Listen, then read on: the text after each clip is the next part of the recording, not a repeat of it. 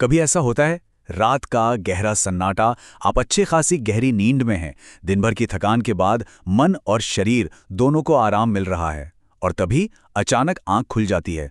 जब आप घड़ी देखते हैं तो पता चलता है कि सुबह के 3 से 5 बज रहे हैं, और वजह बस बाथरूम जाने की एक तेज इच्छा। ये एक ऐसा अनुभव है जिससे हम में से ज्यादातर लोग गुजरते हैं, कभी कभी तो लगभग हर रात। अच्छा, ज्यादातर तो हम इसे बहुत ही मामूली बात समझकर नज़रअंदाज कर देते हैं।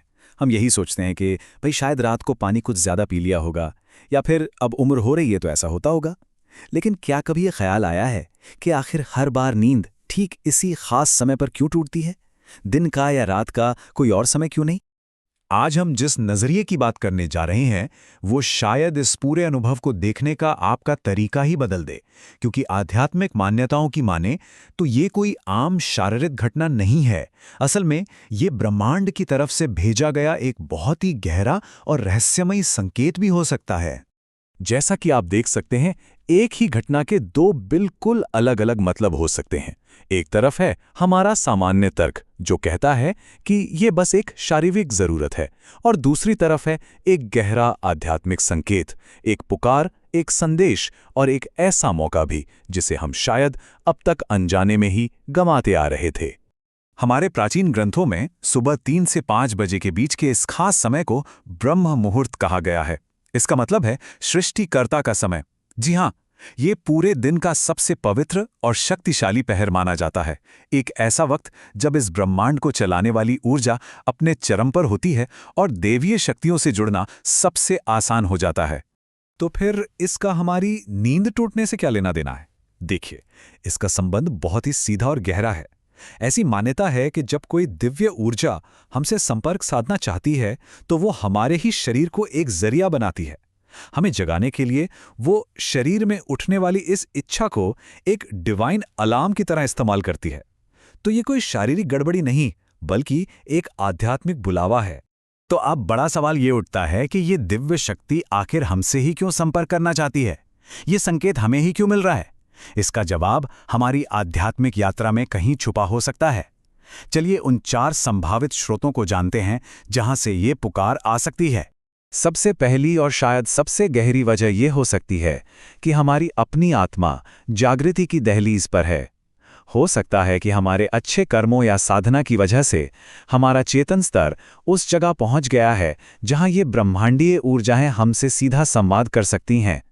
ये हमारी ही आत्मा का खुद को जगाने का एक प्रयास है। दूसरी वजह हो सकते हैं हमारे पितर, यानी हमारे पूर्वज। ब्रह्म मुहूर्त वो खास समय है जब इस भौतिक दुनिया और आध्यात्मिक दुनिया के बीच का पर्दा सबसे महीन, सबसे पतला हो जाता है।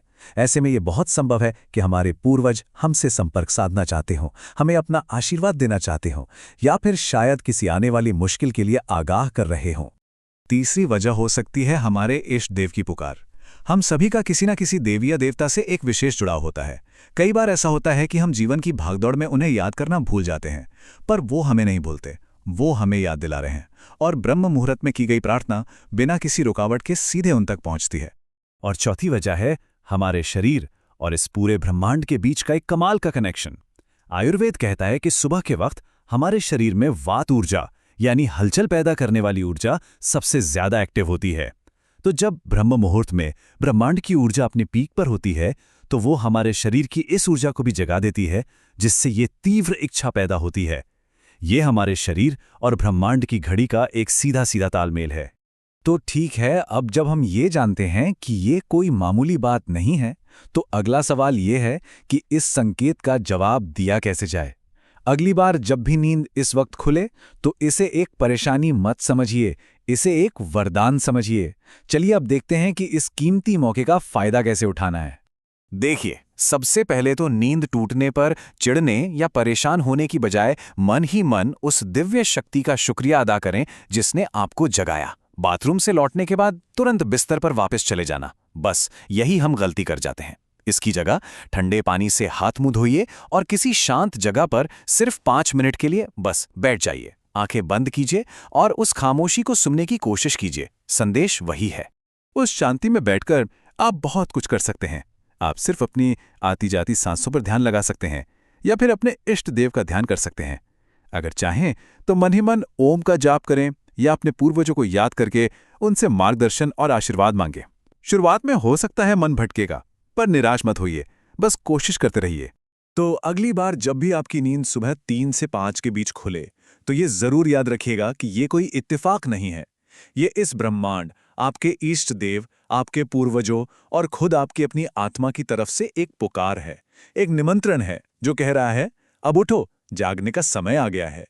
शायद ये नींद में रुकावट नहीं, बल्कि असल में जागने का निमंत्रण है।